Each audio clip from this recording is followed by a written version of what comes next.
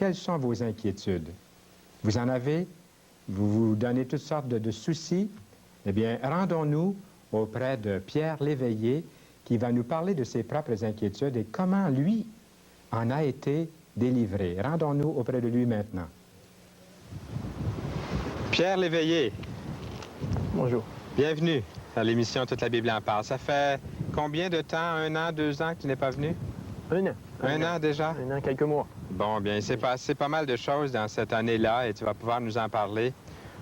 Il y a un lieu qui s'appelle ici au Québec Villa Shalom, et on en entend parler à Toute la Bible en parle durant cette série. Ça fait déjà quelques semaines. Je pense qu'il vaudrait la peine de dire ce que c'est, Pierre, avant de continuer plus loin notre conversation. Villa Shalom est tout d'abord un centre de retraite où est-ce que les personnes, les différentes églises puissent aller se recréer à l'intérieur de Villa Shalom même. Et puis aussi, c'est un centre d'activité où est-ce qu'il y a des activités, différentes sortes d'activités, où est-ce que les églises sont autonomes, où est-ce que c'est eux autres qui organisent tout le programme, ils structurent tout le programme. Et puis, ils viennent là, seulement que les lieux sont offerts, et puis tout est à la disposition des personnes qui sont là. Oui. Dortoir, manger, endroits sportifs à l'intérieur. Et durant l'été, je crois que vous avez des activités aussi. Pendant tout l'été, c'est toute l'année. Oui, ça fonctionne durant toute l'année. Durant l'été, présentement, il va y avoir des camps familiales, il y a des camps de jeunes de différents âges. Donc, ça prend plusieurs camps.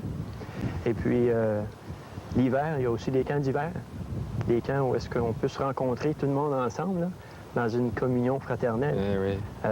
On passe le jour de l'an ensemble. Oui. C'est assez spécial. Quand il fait très, très froid, il n'y a rien de mieux que l'intérieur de cette grande maison là-bas où on peut se réchauffer. Justement, c'est assez grand et c'est assez chaleureux quand il y a plusieurs personnes à l'intérieur. N'importe qui peut aller visiter Villa Shalom? Est-ce que c'est réservé à ceux qui ont des cartes de membres? Ou... Non, c'est pas nécessaire d'avoir une carte de membre en tant que telle. Seulement que faire partie d'une église. On peut devenir membre de la grande famille du Seigneur et puis aller à Villa Shalom ou même ne pas être membre encore de sa famille. Ah oui, et puis devenir membre là sur les lieux. Ah, c'est le but aussi visé de Villa Shalom. C'est vrai, c'est le but de Villa Shalom. Oui. Aussi l'évangélisation aussi. Oui. Disons qu'on ne sommes pas encore tellement installés pour le jour de l'évangélisation, mais ça se fait. Et puis les églises aussi qui viennent peuvent se préparer. Il y a des journées qui ont eu lieu là, où est-ce que c'était les églises qui ont organisé la journée d'évangélisation. Oui. Où est-ce que c'était eux autres qui emmenaient des gens qui n'avaient pas fait d'expérience avec Dieu. Mais on voit d'un Dieu vivant, puis on est en campagne, tu sais. Et puis on voit le Dieu vivant. C'est vrai. Et puis on voit que les gens de la ville, ils viennent souvent, puis ils apprécient les lieux. Ils comprennent à travers la nature. Il faudrait que j'aille faire un tour, moi aussi, prochainement, là, aller voir. C'est comme ici, là. C'est vrai, c'est beau ici, c'est le fleuve Saint-Laurent avec ses vers chers. Nous sommes dans un endroit magnifique. Eh bien, Pierre, peux-tu nous parler de cette décision, celle de tout laisser, puis de partir comme un missionnaire, en fait, parce que si tu étais parti pour un pays étranger, ça n'aurait pas été tellement différent de ce que tu as vécu. Est-ce que tu peux nous parler de cette décision de tout laisser? De partir comme ça. Ça fait un gros mot d'entendre tout délaisser. Oui. Ça met de l'inquiétude dans notre cœur, de tout laisser. Tu as eu cette inquiétude-là dans ton cœur? Exactement. Oui. C'est pour ça que ça me fait drôle de entendre cette expression, de tout délaisser. C'est vrai qu'on avait tout à délaisser, mais par contre, on avait à aller chercher tellement. Mais pour compter un peu ce que je faisais, je vais donner un petit peu en détail où est-ce que je travaillais. Je travaillais dans un entrepôt et puis j'étais là pour 10 ans. Si je calcule tout le temps que j'ai été présent. Et puis aussi, tu es toujours célibataire. À ce moment-là, tu étais célibataire et aujourd'hui aussi. Encore, oui.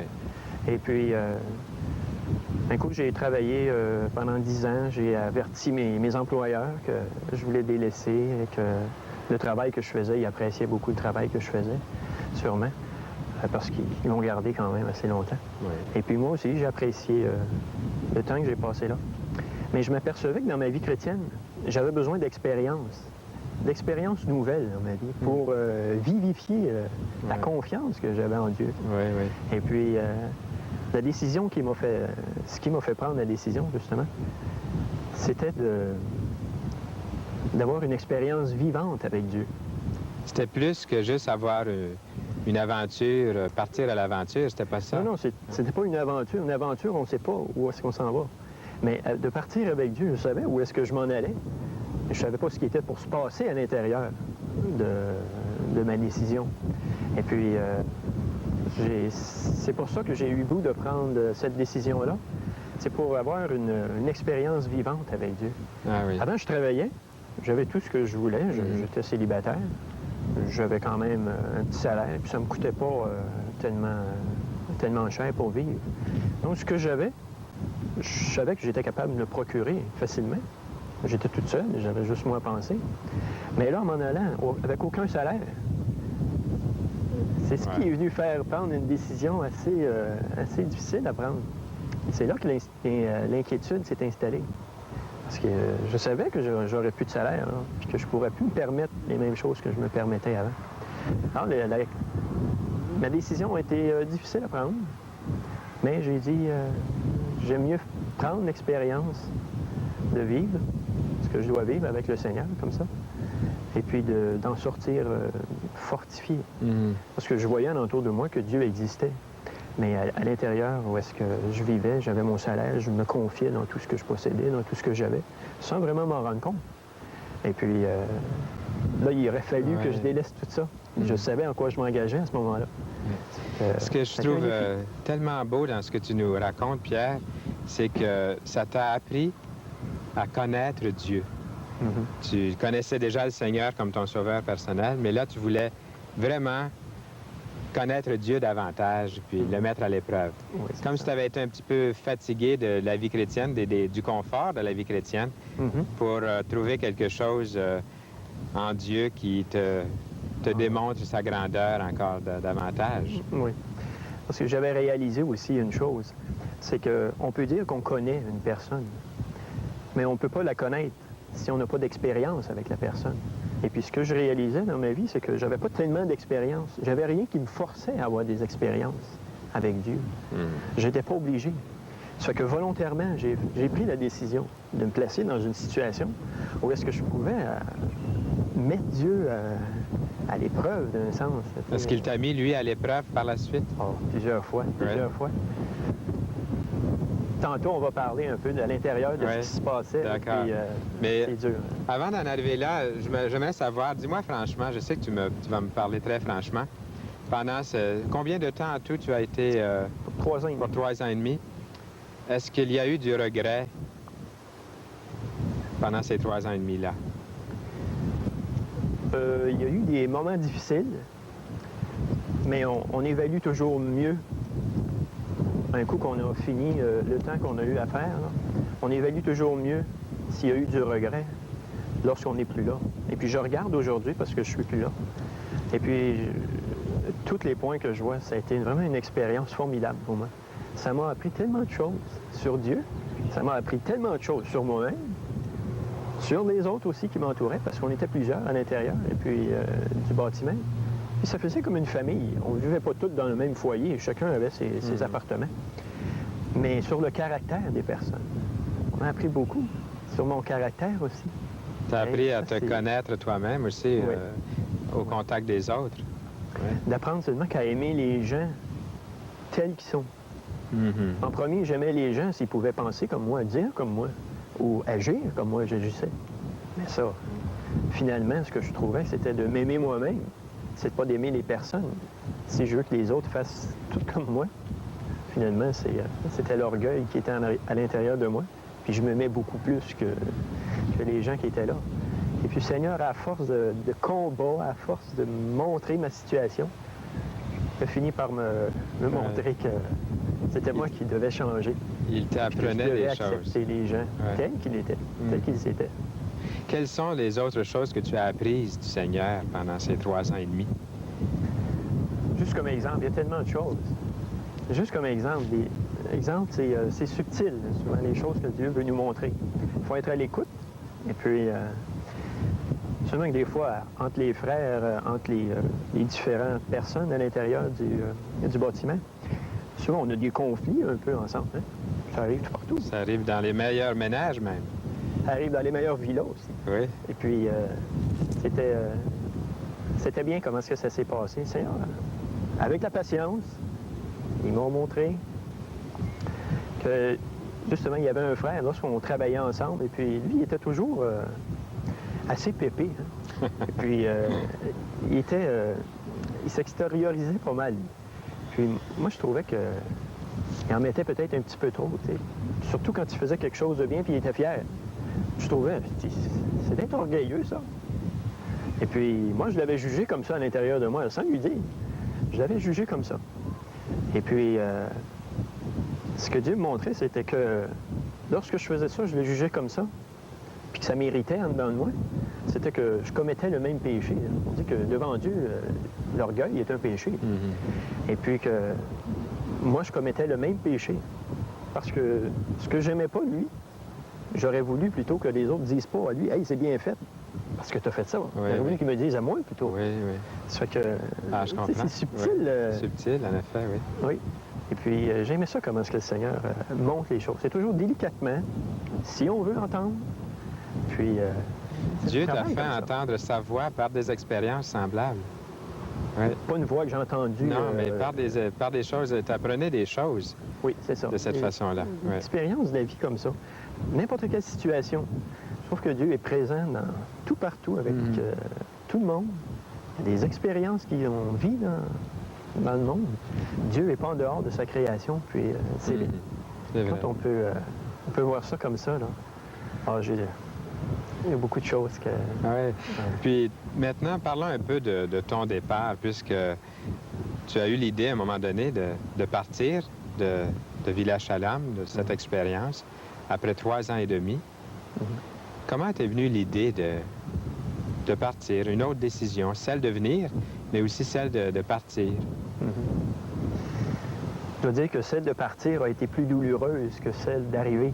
C'est vrai? Oui, parce qu'il y avait eu des liens qui s'étaient bâtis, puis on était vraiment... on se tenait beaucoup. Quand je suis venu pour partir, c'est là que j'ai réalisé comment est-ce qu'on était appréciés, puis comment est-ce qu'on s'appréciait les uns les autres. Ah oui. Puis ça a été dur de quitter. J'ai eu des cadeaux, hein, puis ça a été difficile. Mais c'est pas moi qui avais décidé de partir, pour répondre à ta question. J'ai été demandé dans une église où est-ce que j'allais, là, où est-ce qu'on se rassemble. Et puis, c'est les anciens de l'église qui sont venus me voir, puis m'ont demandé si je voulais pas travailler à l'église à plein temps. Ça m'était jamais venu à l'idée. Merveilleux, un appel comme ça. Une église qui vient te demander une chose pareille. Mais oui. J'aurais jamais osé penser ça. C'est merveilleux. Puis, finalement, c'est eux qui ont fait tout le travail. Moi, j'entendais seulement parler entre les branches, comme ça, qu'ils étaient intéressés à ce que je puisse travailler à plein temps à l'église. Le travail consistait à prendre des études, parce que je ne suis pas encore formé, à faire le travail auquel je suis demandé. Mais c'est eux qui m'ont approché. J'aimais ça, c'était un vélo pour moi. À un moment donné, tant que j'ai pas eu à prendre de décision encore, c'était un vélo. J'aimais ça. Parce qu'on se sent en demande, hein? Mais par la suite, ils sont venus me voir. Là, ils ont arrêté d'en parler alentour d'eux autres. Ils sont venus voir la personne concernée. J'étais. Et là, ils m'ont posé la question. Est-ce que tu viendrais? Oh! Là, ça m'a mis dans l'embarras parce qu'il fallait que je rende, à partir de ce moment-là, une décision. Et c'était pas facile, la décision à rendre. Parce que je savais qu'à l'intérieur de la décision, il aurait fallu que je me trouve premièrement un logement. Je suis toute seule, je ne me suis jamais fait à manger, je ne sais pas comment coudre, je ne sais pas comment rien faire. Je n'ai jamais eu de loyer pour moi toute seule. Et tu n'as jamais pensé qu'une femme, ça faciliterait toutes ces choses-là? Oui, mais là, il était trop tard. C'était trop tard, OK. Mais c'est pas plus tard aussi dans les plans de Dieu. C'est ça, c'est ça. Dieu a des plans, puis que je rentre à l'intérieur de ses plans. Donc, ce cheminement-là, c'est fait. Et tu as pu prendre une décision vraiment devant le Seigneur. Est-ce que tu as accepté de venir aider cette Église ou quels sont tes projets immédiats ou à venir? Pour les projets immédiats, j'ai accepté justement de faire partie de l'Église en tant que travail qu'ils me demandaient de faire. Et puis, les projets immédiats sont de ma formation. Donc là, il faut qu'on travaille à me former. Parce que la Bible, beaucoup de vérités à l'intérieur de la Bible, beaucoup de domaines qu'elle touche, et puis... Comment comptes-tu avoir cette formation, obtenir cet entraînement? Disons, avec le pasteur qui est à l'Église. Oui. Il me donne un sérieux coup de main. Lui, il a été formé pendant plusieurs années. Il est capable de me donner beaucoup de formation. Mais ça, on ne s'en restera pas là. Il y a des institutions où est-ce qu'ils donnent des... Tu aimerais aller dans une institution Oui, étudier la parole de Dieu? Oui, mais pas pour plusieurs années. Il y a des institutions qui donnent seulement qu'on part pour 2 semaines, on fait un cours, ensuite on vient de mettre en pratique dans l'Église. Dans la petite minute qui nous reste d'entrevue, ça a passé tellement vite. J'aimerais que tu puisses nous dire quelque chose de ton Sauveur que tu aimes, pour que les gens restent avec ce message du Sauveur. Comment l'as-tu accepté dans ta vie pendant 45 secondes? Oh, j'avais dit un peu dans la mission que j'avais passée au début, comment est-ce que le Seigneur avait travaillé dans ma vie, comment je l'avais accepté dans ma vie. Et le message, où est-ce que je trouve important, où est-ce que je voulais en venir, là, c'était que Dieu m'a mis devant plusieurs décisions à prendre. Il m'a mis devant plusieurs choix. Et puis que je devais ouvrir la porte parce que je ne savais pas ce qu'il y avait en arrière. Et puis ce qui m'a fait prendre la décision, c'était justement d'aller, avoir la foi, d'aller, d'ouvrir la porte, de voir ce qu'il y avait en arrière de la porte, et puis de foncer au Dieu. Et puis de dire, Seigneur, moi j'ai une vie à vivre. J'ai seulement qu'une à vivre. Et puis si je ne la vis pas pour toi, ça ne me donne rien de vivre. Eh bien là-dessus, mon cher Pierre, gloire à Dieu. Que le Seigneur bénisse tes entreprises. Merci. C'était Pierre Léveillé. Et Pierre, nous avons eu des nouvelles dernièrement. Il va très bien. Il continue à se préparer pour l'œuvre du Seigneur. Vous, chrétiens qui êtes là à la maison, vous pouvez envoyer un SOS à Dieu afin de prier pour lui et de lui donner du succès dans toutes ses entreprises.